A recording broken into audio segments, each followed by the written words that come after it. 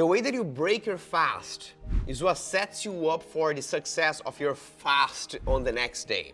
And it's not only about the food that you have, but it's how you have it, and knowing what is the physiology and the psychology that you are going through at the moment of breaking the fast. So let's unpack this because I want to make sure that you are clear on this.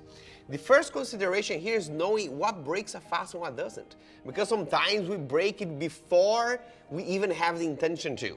You know, if you have coffee and you add a little bit of sugar or creamer, you're already spiking your insulin levels before you have a meal that breaks the fast, and your digestive system is already working, and now your physiology has completely changed. So first, make sure that you're not consuming any calories or anything that raises your insulin levels during your fasting window.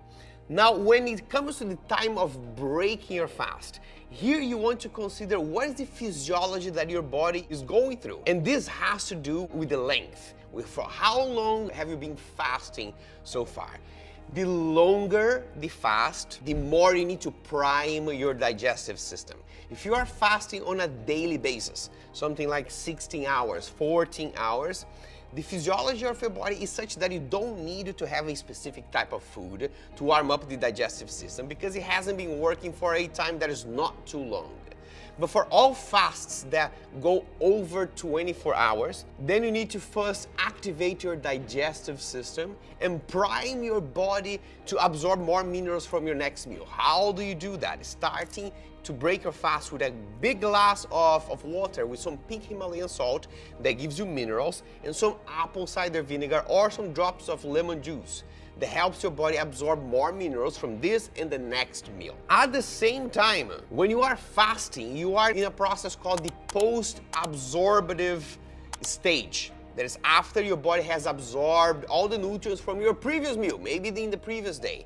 A post-absorptive state also means a highly absorptive state. Your body is ready to take all the nutrients from the food that you're going to have. So now you want to be mindful. After 16 or 20 hours of fasting, what is it that my body needs the most because it's ready to absorb? And for your body to survive all these hours, you need to have consumed the glycogen that you store in your muscle and your liver and the amino acids. They break down sometimes from even your muscle tissue to support your hormonal balance. This means that when you're breaking your fast, you want a meal that is high in protein and that has some low glycemic index carbohydrates. These things will give the amino acids that your body needs to replenish and the low level of glycogen that starts to be replenished in your muscle and in your liver. If you are on a low carbohydrate diet and this has been going for a couple of weeks, then your body is not feeding itself on glycogen. It's feeding itself on ketones. In this case, you're going to break your fast with protein and something higher in fat, which could be a fatty cut of fish like salmon, for example. But it's not only about addressing the physiology of the body. You see, there is a lot of the psychology of breaking the fast. If you are fasting for 16 to 20 hours, that is part of your brain, sometimes unconscious mind that is looking for food. And a lot of people end up in the mindless type of behavior of, looking forward to breaking the fast, and then when they start cooking, they are already eating, and they're eating while they're standing. When they sit at the table, the meal's already gone, and you just keep on that train of eating that makes you feel uncomfortable, that breaks the entire practice and makes you feel a failure about that fasting practice. So what you want to do here is two things. One, decide in advance what meal you're going to use for breaking your fast, so you don't end up in the mindless type of choice. You open the fridge and then everything is a yes, right?